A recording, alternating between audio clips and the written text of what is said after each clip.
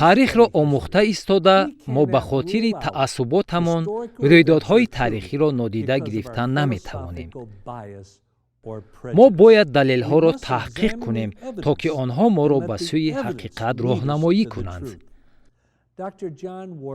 ҳуқуқшинос ва файласуф Ҷон Варвик Монтҳомер боре гуфта буд: аз замонҳои Эйнштейн ҳеҷ кас танҳо ба донишҳои шинохтаи қонунҳои табиат такя намуда, ҳуқуқи қатъ намудани имконияти рӯйдодҳоро надорад. барои донистани он ки оё дар ҳақиқат воқеае рӯй дода буд ё не, бояд тадқиқот гузаронем. мушкилии мӯъҷизаҳо, оё он буд ё не, бояд дар доираи тадқиқотҳои таърихӣ ҳал гарданд, на ин ки дар доираи фикрҳои бофта.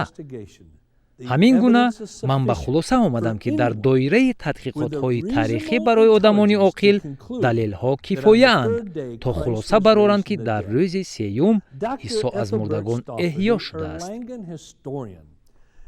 таърихшинос Этельберт Штауфер оиди муносибат ба таърих чунин нуқтаи назар дорад: мо таърихшиносон вақте ки ба ҳодисаҳои тасодуфие ки мухолифи ақидаҳои мо ё ин ки тасаввуротҳои ҳозирамон ҳастанд рӯбарӯ шавем, чӣ гуна рафтор мекунем? мисли як таърихшиноси гузаштае мегӯем: албатта ин имконпазир аст. чаро не?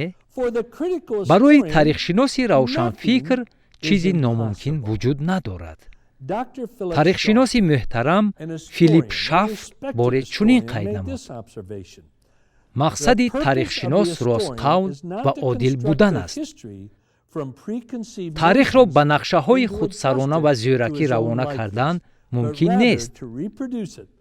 таърихшинос худи таърихро чӣ тавре ки буд айнан бояд ба қалам диҳад. профессор Волҳард аз донишгоҳи Мюнхен гуфтааст: исо эҳьё шудааст ё не, ин барои тадқиқотгар як масъалаи ногузири таърихие мебошад ки онро бо назардошти далелҳо ва маълумотҳои таърихӣ мебояд ҳал намуд. ана барои чӣ ҳамчун як каси беимон мехостам ки библияро рад кунам, аммо вақте ки масъалаи эҳьёшавии Исоро таҳқиқ намудам, ба хулоса омадам ки маълумотҳои таърихӣ кофие мавҷуданд ки аз мурдагон эҳьё шудани Исоро тасдиқ мекунанд.